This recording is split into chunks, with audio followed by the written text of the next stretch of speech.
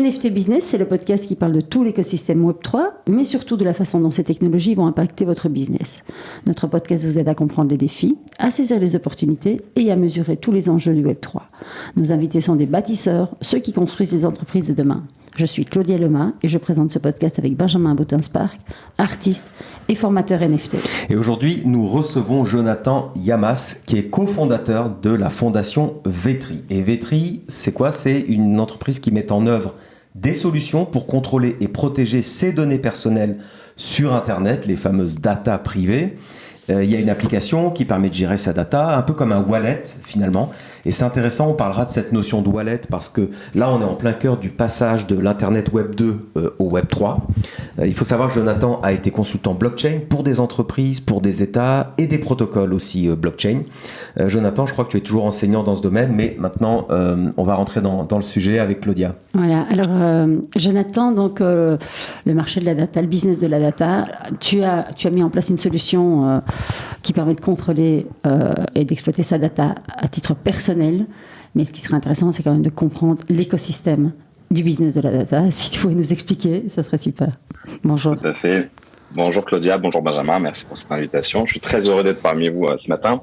Le business de la data, assez curieusement, depuis le début des plateformes digitales, Internet, l'utilisateur est un outil dans cet écosystème, mais n'en fait pas réellement partie, en tout cas quand on en vient au business de la data. Nous, quand on s'est lancé en 2017-2018, on est une boîte Web3. Vetri, c'est une ICO qui a été faite en 2018, exécutée, mais elle a été préparée en 2017, avec un point de vue très radical pour permettre cette décentralisation et d'utiliser des outils Web3 pour les utilisateurs.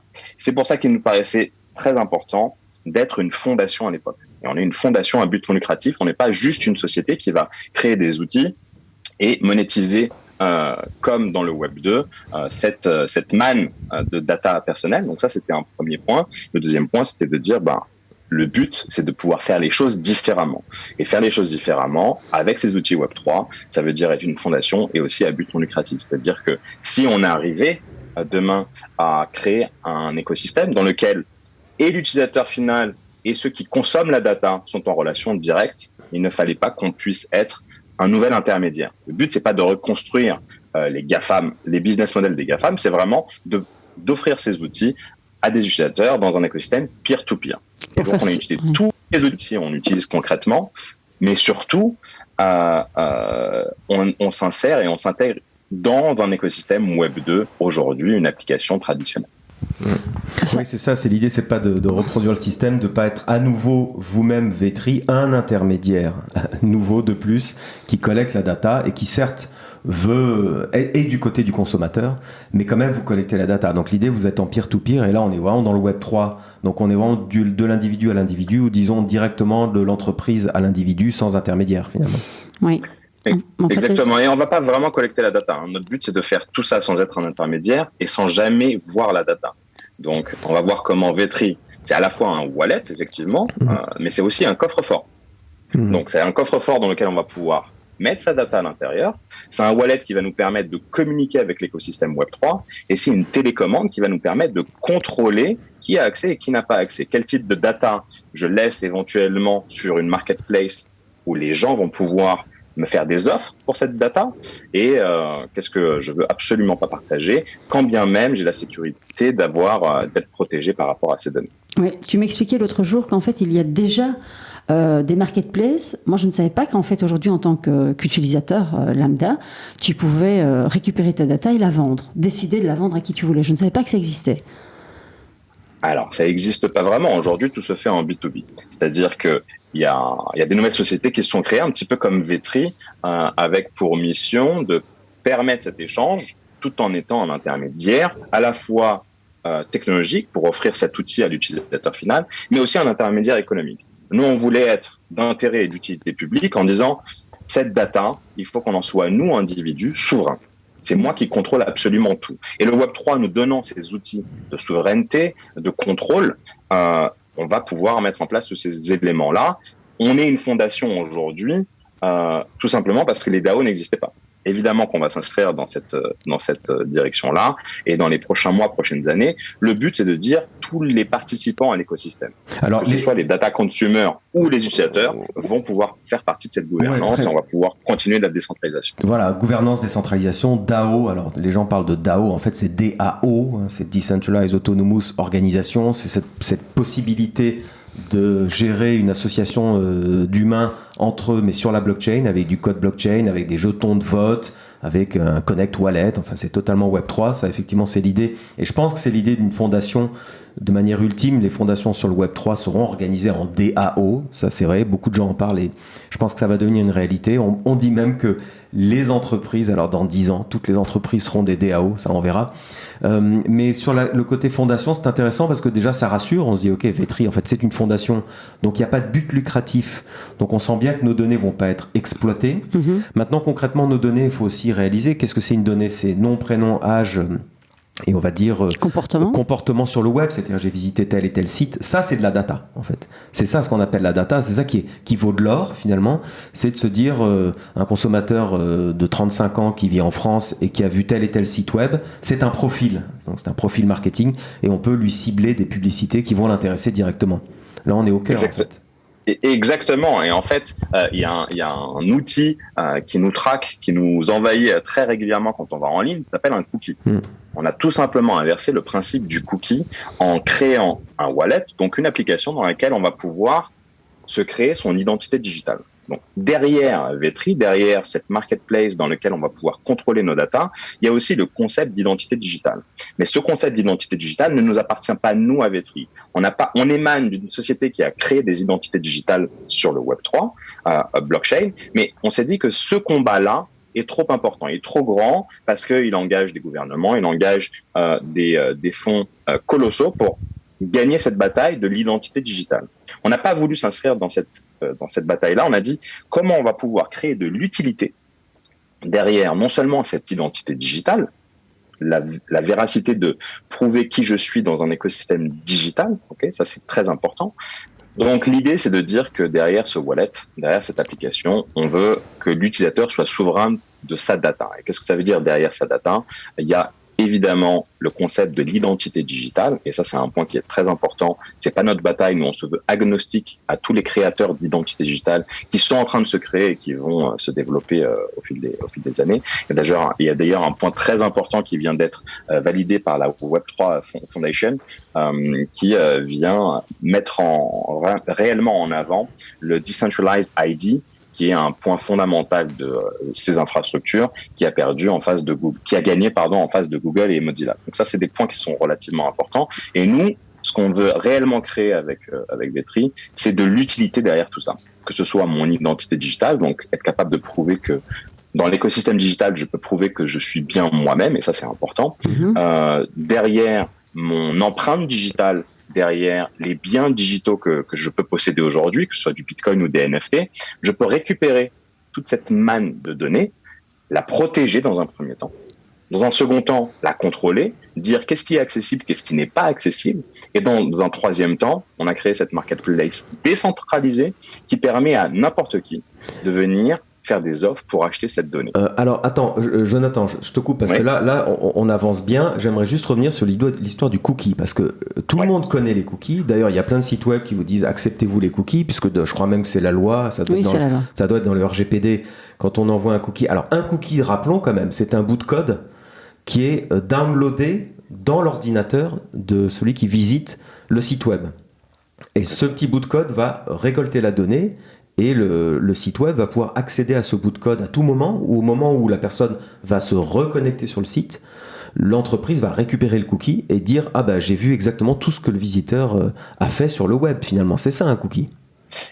J'ai vu et je vais interpréter aussi tout ce que j'ai vu. C'est-à-dire que ce que j'ai vu n'est pas forcément la réalité. Le cookie va donner une information.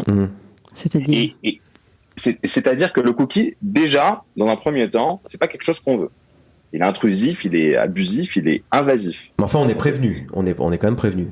On est prévenu, mais le RGPD marche un petit peu sur la tête, dans le sens où ce qu'on voulait, c'est d'être protégé, que nos données ne soient pas accessibles. Et au final, ce qu'on nous propose, c'est l'obligation dans trop de sites d'être d'avoir à accepter ces cookies. Donc ça déjà c'est un rapport qui est un petit peu bizarre.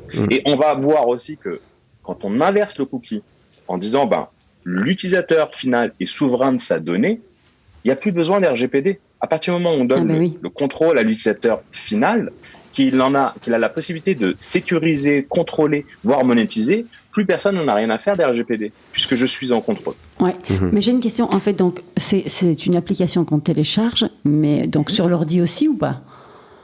Alors, aujourd'hui, c'est une application mobile, disponible donc sur Google Play Store et Apple Store, et ça, c'est très important. C'est-à-dire qu'il fallait qu'on s'inscrive aujourd'hui, maintenant. C'est-à-dire que tout ce qu'on construit, c'est pas forcément dans 10 ans. On veut que ce soit utilisable dès aujourd'hui.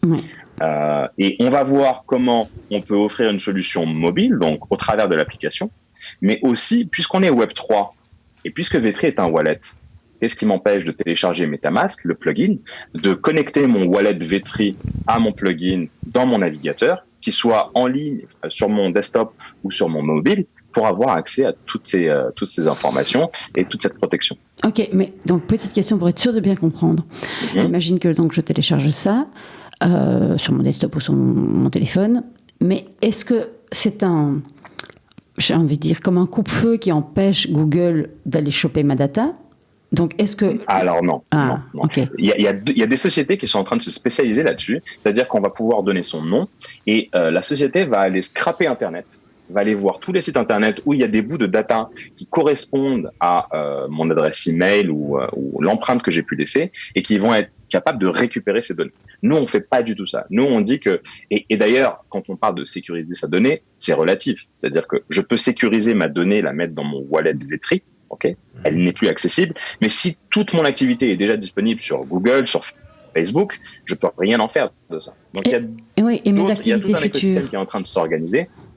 Oui. Pardon ? Et mes activités futures, donc à partir du moment où j'ai téléchargé le wallet, est-ce que ça empêche Google après de prendre ma data ou pas ? Alors, ça empêche Google de prendre la data qui est dans le wallet.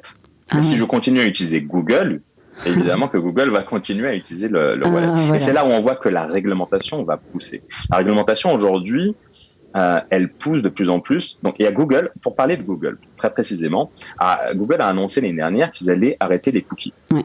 Les cookies tiers, attention, c'est très important. Ce qui veut dire que tous les annonceurs, tous les publicitaires, tous les médias, on prend l'exemple d'un journal comme 20 minutes. On ne prend pas... Très bon exemple, on les a reçus dans notre podcast. On a un épisode sur 20 minutes d'ailleurs. Exactement, et ils ont même cité la Fondation Vetri dans leur édition 20 minutes qui parle des données personnelles. On est très contents, on a fait partie du comité éditorial, on a suivi ça, ils ont fait un super boulot, on est très contents. Mais un média comme 20 minutes qui ne vit exclusivement de la publicité, quand Google annonce que sur Chrome, qui détient 2/3 de l'activité en ligne des navigateurs, qu'il n'y aura plus de cookies tiers, eh bien, qu'est-ce que ça va créer ? Ça va créer un monopole énorme. Ça veut dire que ça va enfermer ces acteurs-là à aller acheter la donnée chez Google. Pour ce faire, RGPD qui marche un petit peu sur la tête en essayant de contrôler, enfin quand je dis, c'est pas péjoratif, on a besoin d'RGPD, c'est très bien, mais ils ont déjà la Commission européenne a déjà prévu une loi qui va empêcher Google d'avoir ce monopole-là. Et donc, on voit bien qu'il y a une guerre et une course permanente entre la réglementation et les acteurs du Web 2 pour se faire la course derrière les données.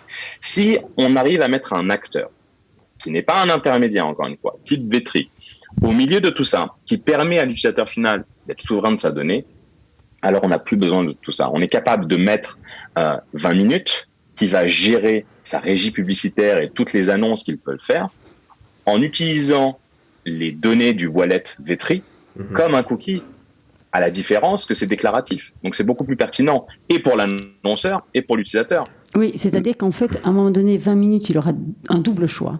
Soit aller acheter des audiences de data chez Google, soit aller sur une marketplace, la marketplace Vetri, par exemple, et aller acheter la data aux consommateurs directement, qui auront librement décidé de la mettre à disposition ou pas, de la mettre à disposition ou de la vendre.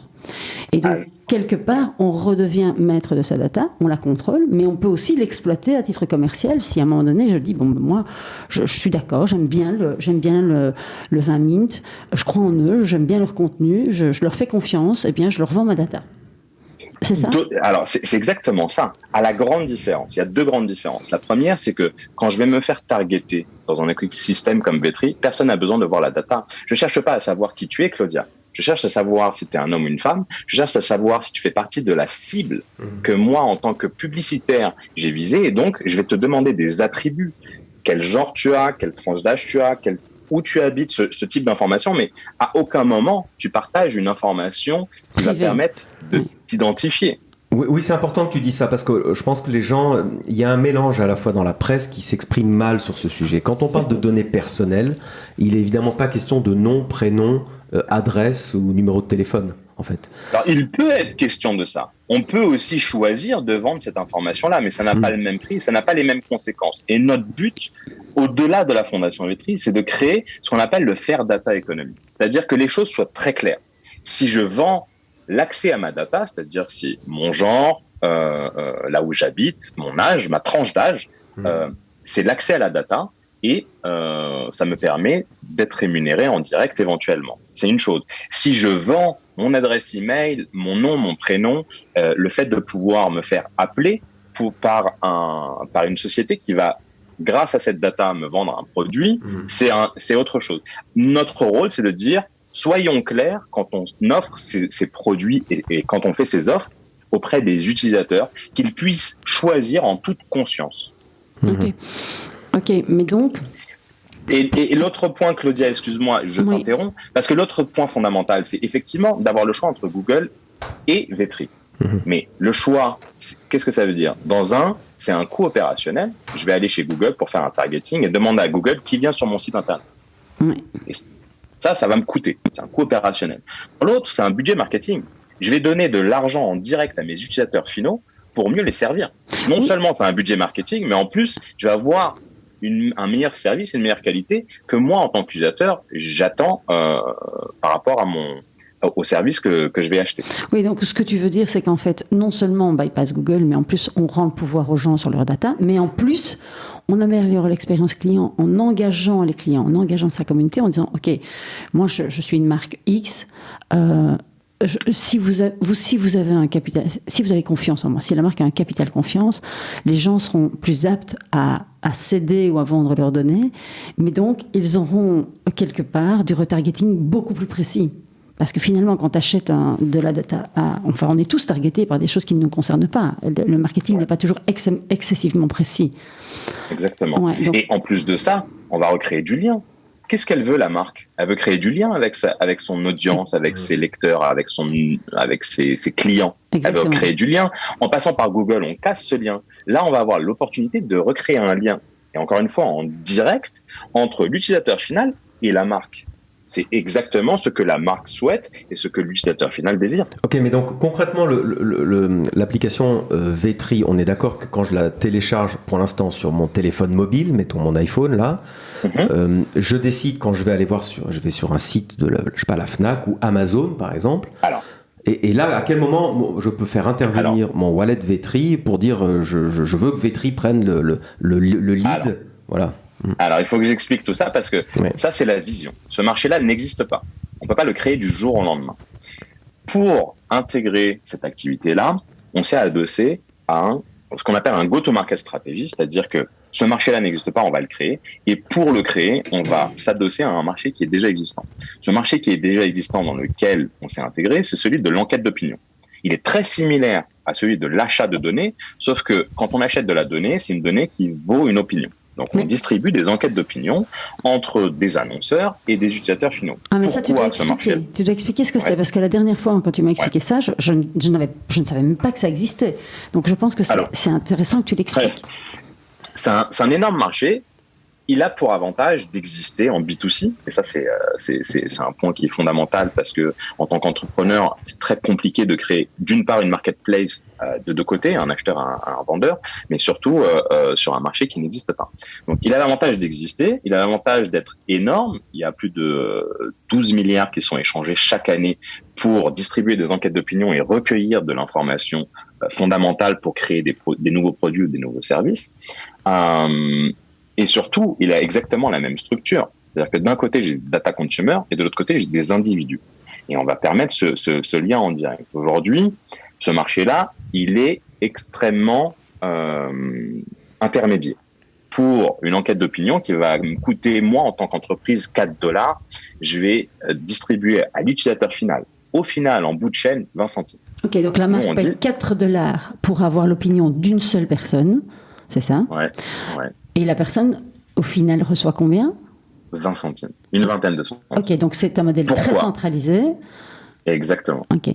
Avec un tiers de confiance qui fait de la captation du capital, enfin de la valeur entre les deux.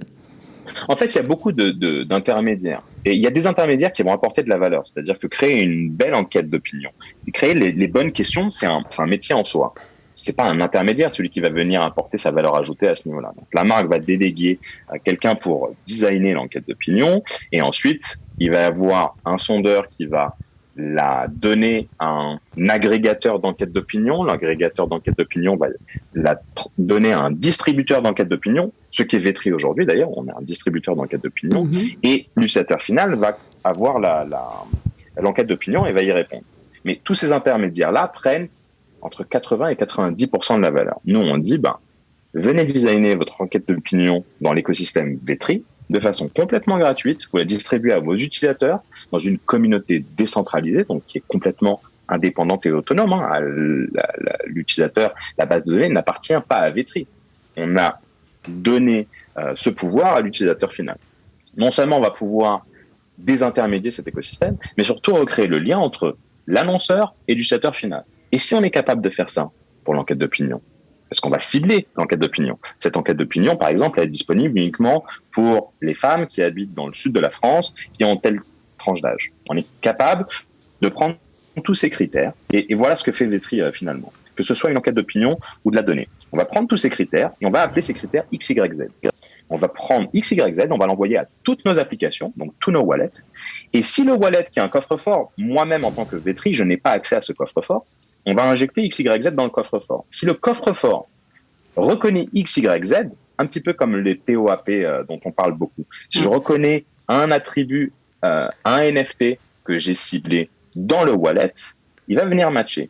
Qu'est-ce que ça va faire? Ça va créer une notification pour notifier l'utilisateur pour dire on a reçu un deal, est-ce qu'on le prend ou pas? Et à l'utilisateur final de le choisir.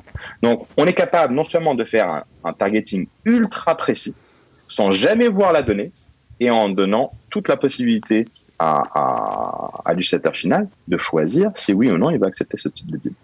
Oui, okay, c'est hyper complexe. Oui, c'est assez puissant comme technologie parce qu'en fait, ça va chercher les gens, ça va chercher le wallet des gens.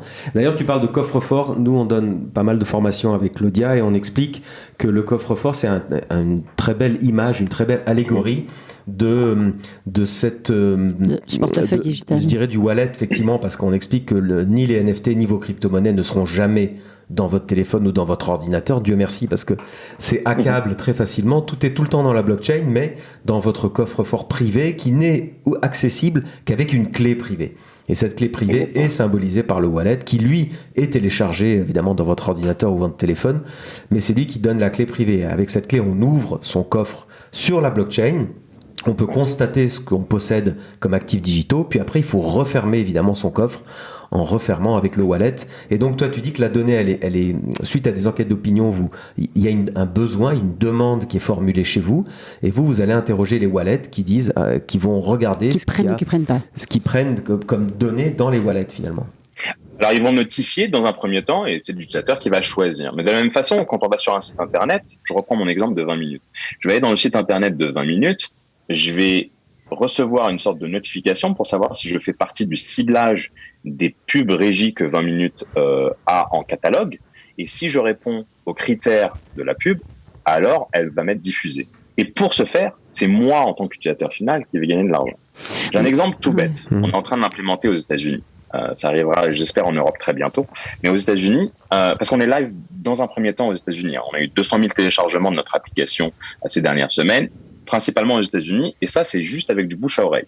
Énorme. On n'a pas fait de campagne marketing.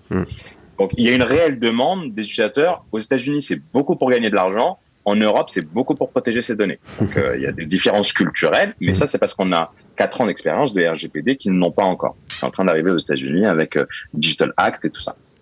Ce qu'on va permettre aux États-Unis, à nos utilisateurs, c'est qu'aujourd'hui, on leur permet de gagner de l'argent en répondant à des enquêtes d'opinion. Ça, c'est ouvert en France, en Allemagne, en Angleterre, déjà en Europe, et on va ouvrir dans plein de nouveaux pays.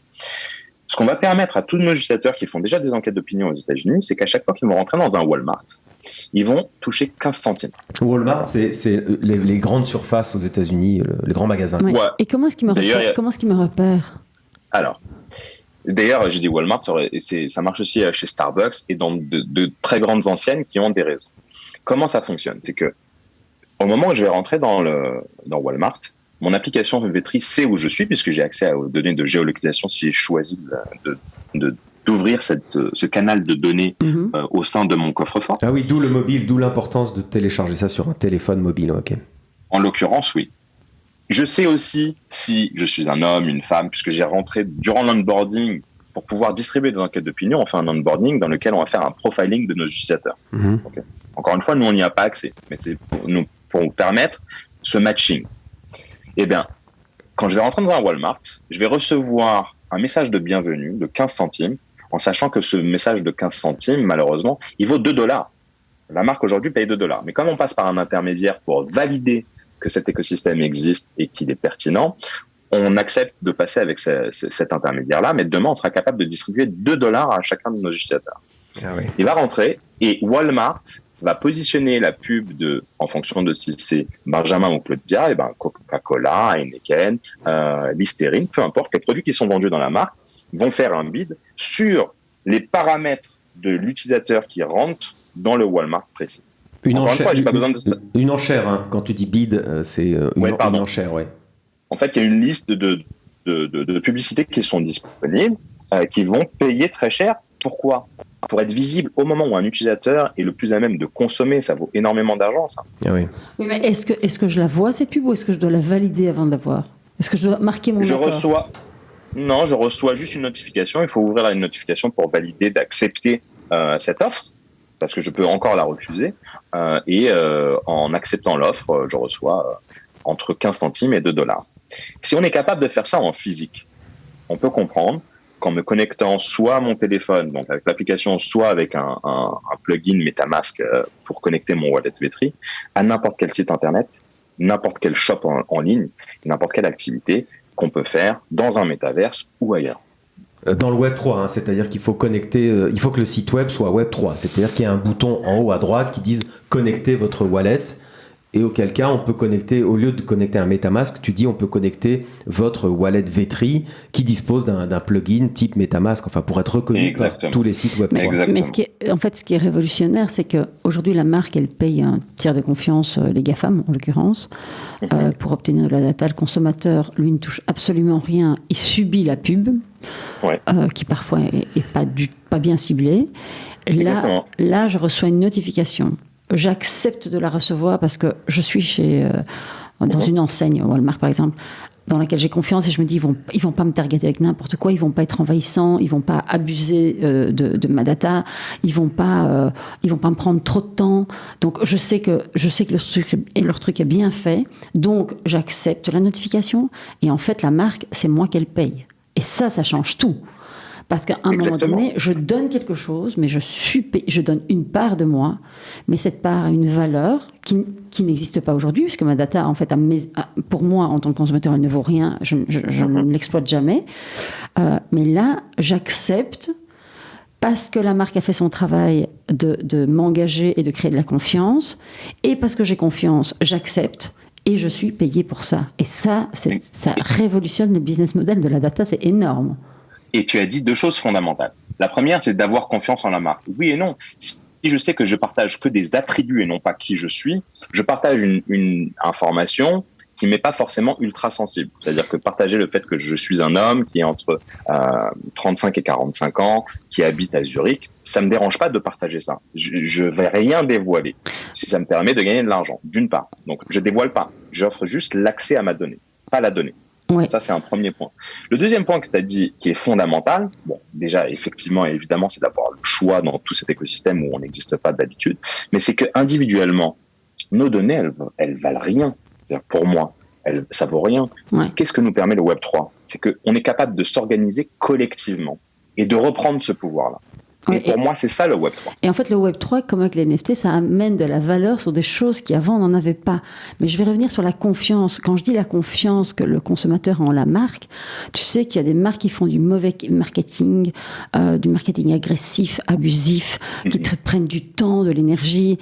La confiance, c'est l'information qui va m'arriver va être bonne, juste, au bon moment, dans le bon timing. C'est aussi ça, parce qu'une marque qui a un très bon produit, mais qui communique très mal avec un très mauvais marketing, t'as pas envie d'aller ouvrir ton wallet pour lui dire « Ok, je prends les 15 centimes, ils vont me prendre mon temps et mon énergie, ils vont me mettre une musique criarde dans les oreilles. » Tu vois, donc la confiance, elle n'est pas seulement dans la valeur de tes data, elle est aussi dans « Est-ce qu'ils vont me faire perdre du temps ?» Moi, ma data aujourd'hui, elle vaut pas d'argent, mais mon temps, mais même 15 secondes de mon temps, ça vaut de l'argent. Donc tu vois, il y a la confiance, elle dépasse l'exploitation de la data, je pense. Oui, on est parfaitement aligné dans cette pertinence, cette recherche de pertinence. C'est-à-dire que, en tant que marque, je vais chercher la pertinence pour viser juste au bon moment, pour cibler un utilisateur qui est potentiellement intéressé pour acheter mon produit. Oui. Mais en tant qu'utilisateur, c'est exactement la même chose. J'ai pas envie qu'on vienne me revendre la valise que j'ai achetée il y a 3 semaines pendant 4 mois à chaque fois que je vais sur un site internet. Ah oui, ça on l'a tous vécu, ça. Effectivement, on achète un produit, ce qui est très mal fait d'ailleurs, t'as raison, on achète une valise et en permanence, pendant 4 mois, on reçoit des pubs pour la même valise en plus. Oui. Ça c'est à cause du retargeting et du cookie. Quand on voit que la qualité même du produit internet, et je pense au navigateur de recherche de Google, qui était un outil ultra performant, que je trouvais ultra pertinent à quasiment 100% du temps. Aujourd'hui, quand je fais une recherche internet sur Google, c'est mon moteur, c'est le plus gros moteur, j'ai les 2/3 de ma page qui sont pollués par des pubs, de la promotion, et plus forcément sur ce que je recherche moi, mais c'est du prédictif, oui.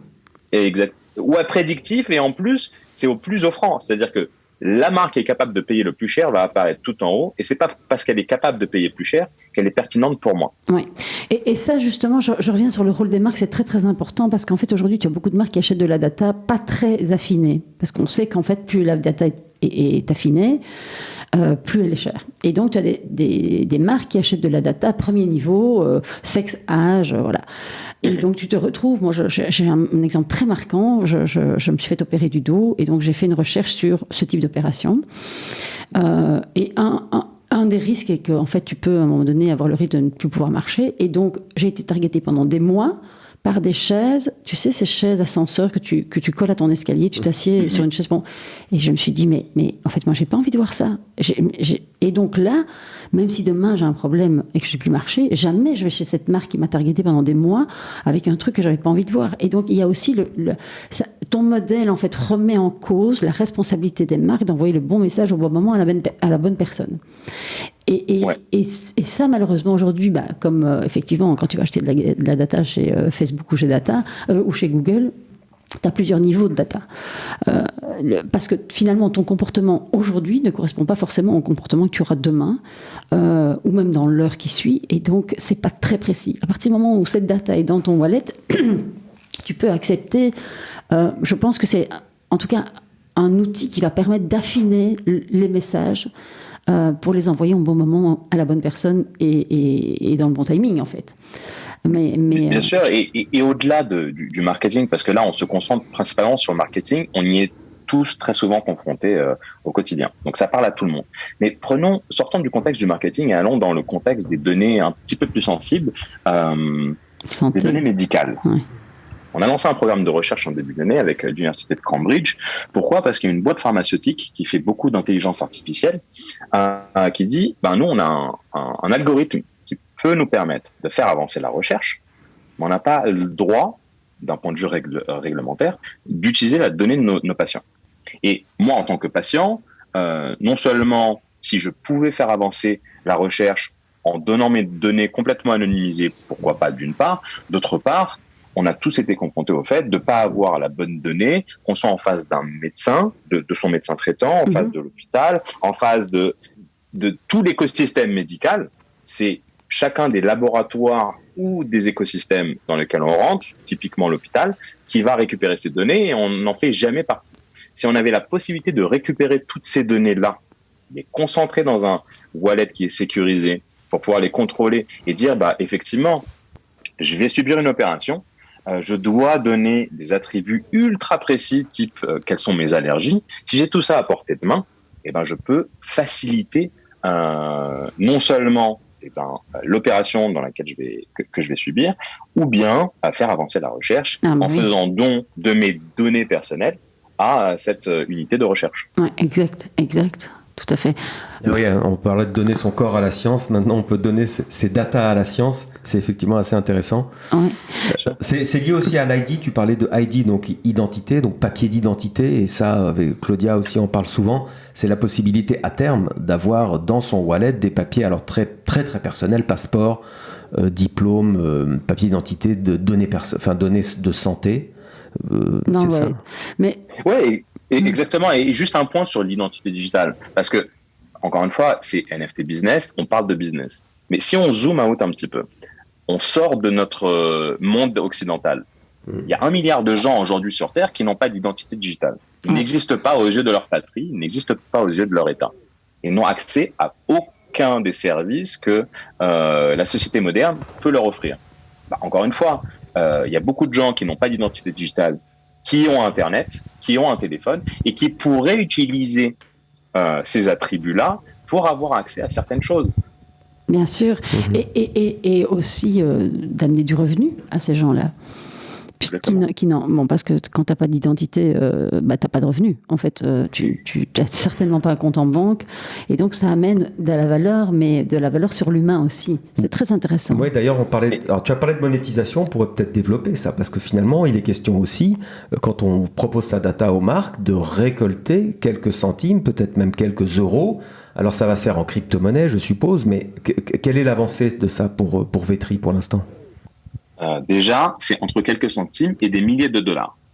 Ça, c'est très important de l'avoir en tête. C'est-à-dire que j'ai un prospect qui nous a appelé, un client potentiel qui nous a appelé, qui me dit, moi, je peux monétiser $1 250 le point de data. C'est énorme. C'est incroyable. C'est incroyable. Donc, si on est capable de redistribuer, même s'il veut faire énormément de business avec, la moitié à l'utilisateur final, plutôt que de donner ces $1 250 en général aux mêmes acteurs qui sont Facebook et Google pour le targeting, ça a un prix énorme. Donc, mais ce prix-là est relatif, on se l'accorde, il y a entre quelques centimes et des milliers de dollars. Et pour que les auditeurs comprennent bien, la blockchain ici, est-ce que c'est quelque chose que tu aurais pu faire sans blockchain ? Absolument pas. Alors, absolument pas. C'est quoi la valeur ici ? Toutes les enquêtes d'opinion et demain les deals de data, chaque deal représente un smart contract.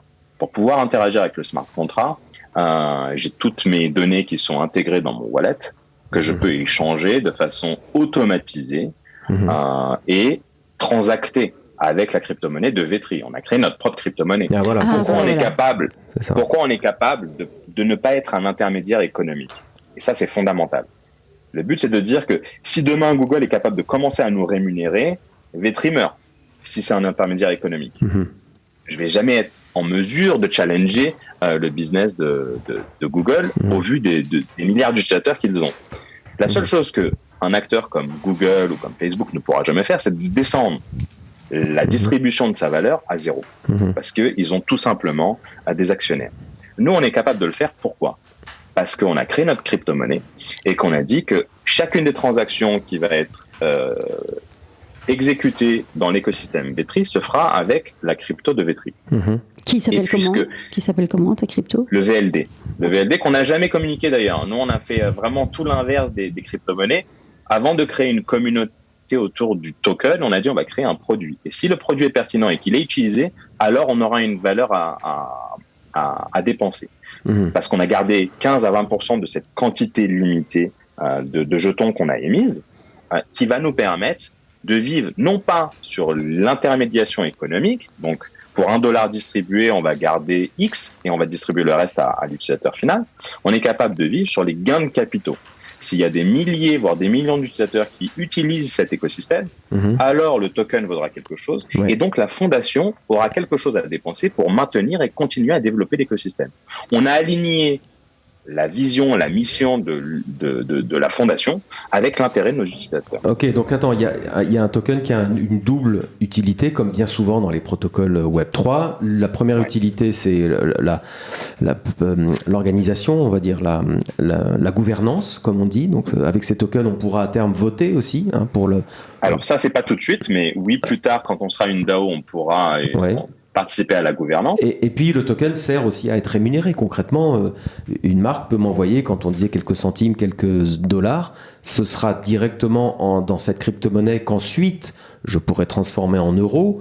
Ou pas, ou est-ce qu'on peut directement... Alors, c'est déjà le cas. C'est déjà le cas. Nous, on est live aux États-Unis, on a 30 000 utilisateurs actifs tous les mois qui utilisent Vetri. Ok, mais ils sont payés comment ? Donc en crypto. Alors, et c'est ça qui est intéressant, en crypto.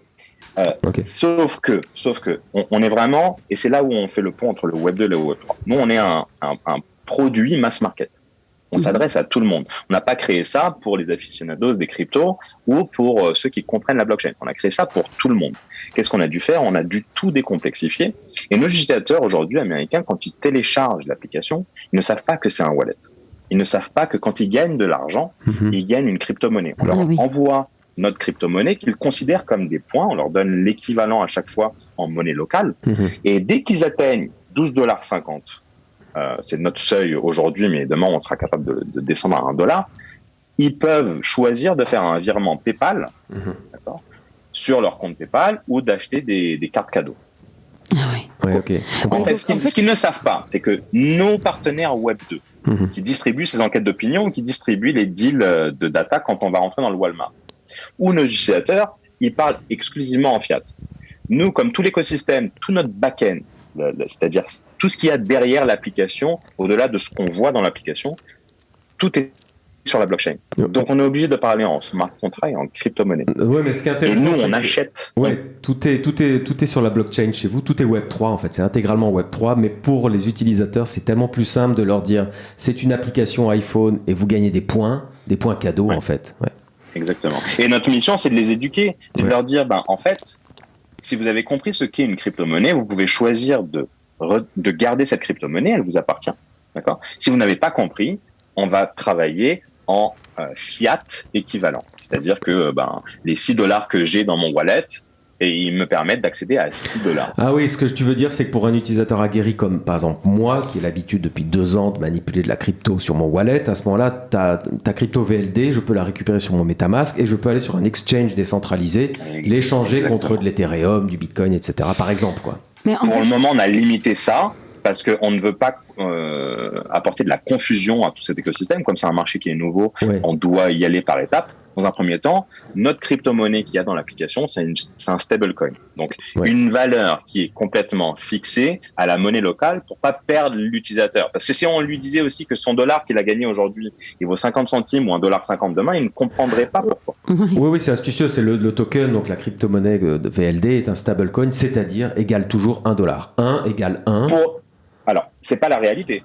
C'est un faux. Pour notre crypto-monnaie, c'est une crypto-monnaie qui fluctue. Mais pour éviter cet écueil-là, aujourd'hui, ce qu'on fait, c'est qu'on met en collatéral du vrai dollar, derrière chaque dollar qui est gagné, et on ne fait pas fluctuer. Tous les jetons qui traversent l'application sont fixés. Et ensuite, on donnera la possibilité à nos utilisateurs, une fois qu'ils auront compris ce qu'est une crypto-monnaie, une fois qu'ils auront compris le potentiel de gain ou de perte, la fluctuation, la volatilité qu'il peut y avoir une crypto-monnaie, à eux de choisir s'ils veulent continuer à avoir un dollar équivalent ou un euro équivalent dans leur wallet ou bien le jeton. Oui. Mais il y a deux choses en fait. En fait, vous avez mis en place cette solution qui révolutionne la valeur de la valeur qu'on attribue à notre data personnelle et donc à notre liberté. Et en fait, effectivement, si j'utilise Vitry mais que je continue à aller sur Google, je continue à donner mes data à Google. Et en même temps, le monde va évoluer vers des solutions décentralisées. Donc, à un moment donné, on espère quand même qu'il y aura un nouveau Google. Et donc, forcément, si tu as un Vitry, une solution Vitry et un nouveau moteur de recherche décentralisé qui n'exploite pas la data, alors on arrive au bout du système. Et en parallèle, l'adoption massive va arriver vers la crypto et le wallet grâce à des applications comme vous où on utilise le wallet sans même savoir que c'est un wallet. Et donc, on se rend compte qu'en fait, c'est un usage comme un autre. Et donc, vous participez à la construction de l'écosystème Web3, mais aussi à l'adoption massive et à la culture du wallet. Et ça, c'est génial parce qu'en fait, vous jouez sur deux volets. C'est génial, oui, mais c'est très complexe. C'est-à-dire qu'on est obligé de faire des choses que le Web 2 ne comprend pas. C'est-à-dire que moi, d'avoir une application sur un back-end blockchain, j'ai énormément de complexité à être aussi efficace et aussi rapide quand j'enchiffre toutes les données de mes utilisateurs sur un écosystème Play Store. C'est-à-dire que eux vont me mesurer par rapport à toutes les autres applications qui font à peu près la même chose. Et ils vont dire, dans les autres applications, il y a quelques millisecondes de chargement de tout l'écosystème. Vous, il y a quelques millisecondes de plus. Ah oui. Donc pourquoi ? Donc ça nous crée un challenge qui est énorme de notre côté. De l'autre côté, d'un point de vue Web3, on est obligé de faire des incongruités phénoménales. C'est-à-dire que je ne peux pas distribuer $1 à un utilisateur final, quand bien même notre crypto-monnaie, c'est un ERC20. Donc, c'est un standard pour notre VLD. C'est sur la blockchain Ethereum, précisons-le, parce que c'est la blockchain. Sur la blockchain. Oui. Et donc, j'y venais. Mon problème d'opérer sur une blockchain type Ethereum, c'est qu'aujourd'hui, je ne peux pas justifier à un utilisateur final qui ne sait pas qu'il a un wallet et qu'il va gagner une crypto-monnaie, que ça va lui coûter $20 d'exécuter son dollar. Donc, je suis obligé, parce que nous, on est là depuis 2017-2018. Quand tu dis aujourd'hui, on a les layers 2, les layers 3 qui permettent de faire les choses différemment. Tu parles des frais de gaz. Tu parles des frais de gaz. Exactement, les frais de gaz. La transaction en elle-même, si je devais tout opérer sur Ethereum, ça me coûterait beaucoup trop cher. Ça coûterait beaucoup trop cher à l'utilisateur final d'exécuter ça là-dessus. Donc, ce qu'on a fait pour être viable dès 2019, quand on a créé l'application, c'est qu'on a tout opéré sur une blockchain privée. Ce qui n'a aucun sens pour nous en tant que fondation centralisée qui veut devenir une DAO. Mais aujourd'hui, on a des nouvelles solutions. Donc, on est en train de regarder tout ce qui est Layer 2, donc qui nous permet de réduire les coûts de transaction pour chacune des opérations enregistrées dans la blockchain, voire des Layer 3. Oui, alors sans rentrer dans le détail, on peut juste expliquer de manière très simple qu'en fait, on est soumis sur des blockchains à des frais de réseau, en fait, voilà, des frais de péage, comme sur l'autoroute. Il faut payer pour que le réseau soit entretenu et parfois ça peut être très cher sur Ethereum, qui est quand même la première blockchain qui regroupe 80% des transferts de crypto et de NFT, c'est Ethereum. Et vous avez raison d'aller là-dessus. Enfin, pour l'instant, effectivement, il y a des solutions techniques, sans rentrer dans le détail. Mais il y a des alternatives. Il y a des alternatives. Mais j'ai bien compris. Aujourd'hui, vous êtes toujours sur une blockchain privée ? Alors, aujourd'hui, on est toujours sur une blockchain privée. On est en train de faire cette passation entre la blockchain privée d'Ethereum qu'on utilise pour faciliter chacune des transactions et d'avoir des frais de transaction à zéro. Encore une fois, on a 181 000 sessions par mois sur notre application. Donc, si si nos utilisateurs devaient payer ces frais-là en gas fees d'Ethereum, ça leur reviendrait une fortune. Donc, on opère tout sur cette blockchain privée dans un premier temps. Et là, cet été, on est en train de migrer vers un nouvel écosystème. Et il y en a deux qui sont en finale, qui sont un layer 2 qui nous permet de réduire le coût des transactions, toujours dans l'écosystème Ethereum.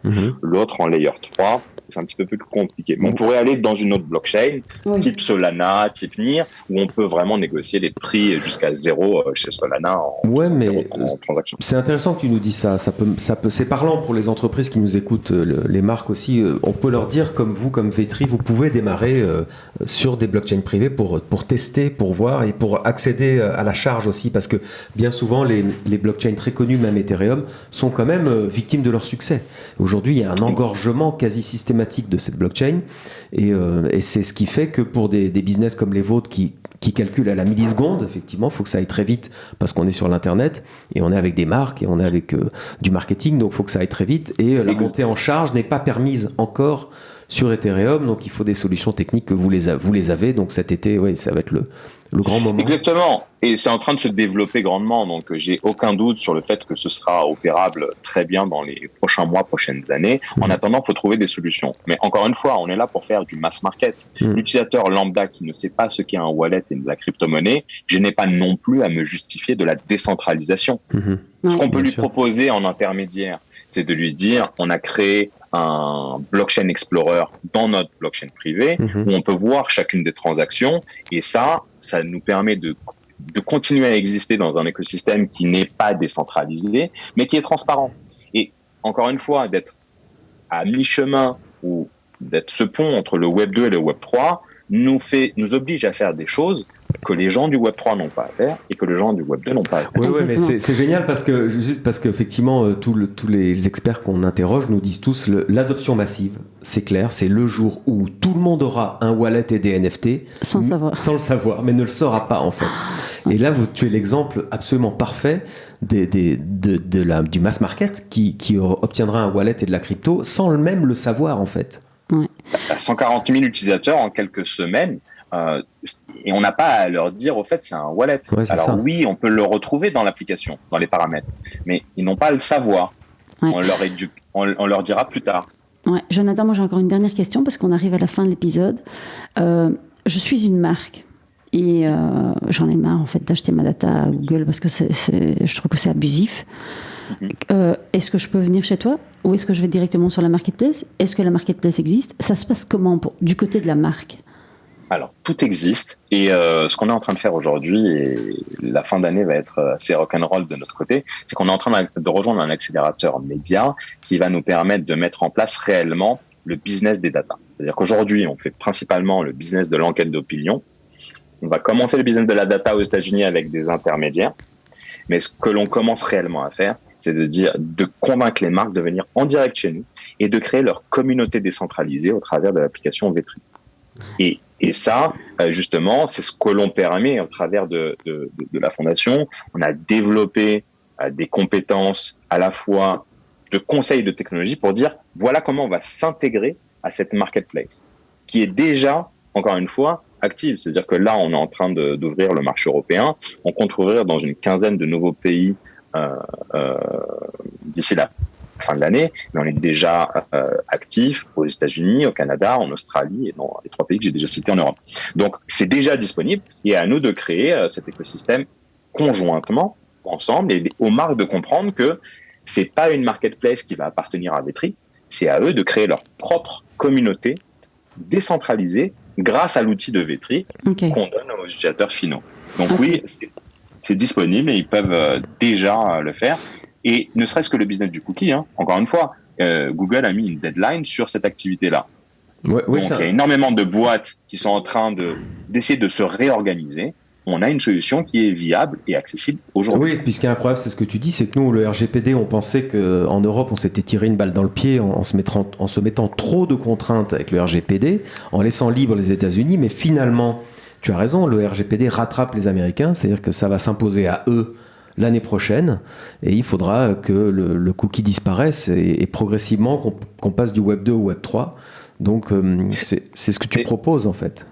Exactement, et puis la suite du RGPD, c'est quoi? C'est des lois qui sont déjà en train d'être rédigées en Europe, qui vont tout simplement sortir de l'équation est-ce que c'est un cookie ou est-ce que c'est et chercher à comprendre, et elle va tout simplement taxer toutes les sociétés qui agrègent des données personnelles. Et ça va changer toute la donne. C'est-à-dire que, et c'est déjà le cas, par exemple, si on prend encore un exemple tout bête, la banque. L'assurance, elle n'a pas le droit de collecter nos données, de les utiliser et de les monétiser. Donc, on a créé la facilité avec des lois des réglementations qui permet aux banques de s'échanger entre elles nos données pour faciliter le passage d'une banque à une autre. Et on a créé ça principalement pour les fintechs, type Revolut et tout ça. Et l'idée, c'est de dire, aujourd'hui, on a un outil, plutôt que de vous passer nos données de banque à banque, donnez-nous nos données, c'est nous qui allons vous donner accès à nos données bancaires. Passionnant, Cas, Jonathan. Merci Jonathan Yamas. Ça suscite beaucoup de questions. Pour en tant que marque. En tout cas, on peut te retrouver Jonathan Yamas sur ton LinkedIn, ça c'est sûr, et on peut retrouver Vetri en tapant VETRI tout simplement sur Internet. On mettra le lien dans la description. Alors Jonathan, j'ai une dernière question. Est-ce que tu t'es abonné à notre podcast ? Bien sûr, et j'ai mis 5 étoiles. Ah, c'est bien, c'est bien. Voilà. Et qu'est-ce que tu conseillerais à nos auditeurs là, de faire pareil ou pas ? Il faut absolument faire la même chose parce qu'on est confronté à cette même problématique. C'est-à-dire que nous, en tant qu'application, on n'existe pas si les gens ne viennent pas non seulement mettre 5 étoiles, mais au-delà de mettre 5 étoiles, ils peuvent aussi laisser un commentaire. Et ça change l'algorithme qui va reconnaître que les gens aiment réellement ce produit. Et donc, c'est important de venir mettre et 5 étoiles et un commentaire. Alors, c'est chouette que tu expliques ça parce que parfois, les gens nous disent « Oui, mais bon, franchement, vous nous dites ça à chaque épisode. » Et en fait, c'est tellement important parce que ça nous... Voilà, si on ne sort pas dans les algorithmes, on n'est pas entendu. Et nous, on a vraiment un rôle de transmission de connaissances. On est vraiment habité par ça. Mais quand on est habité par ça et qu'on est freiné par les algorithmes, c'est extrêmement frustrant. Donc, j'espère que vous allez tirer une conclusion, une seule, de nous mettre 5 étoiles, de vous abonner et de mettre un avis. Et on vous remercie vraiment pour ça. Merci. On a aussi un site web nftbusiness.tech pour enregistrer votre email qui ne sera jamais revendu, évidemment, et vous recevrez nos actualités. Voilà. On vous embrasse. Jonathan, à très vite et Merci beaucoup. Bonne écoute. Merci. Merci à vous deux. Au revoir.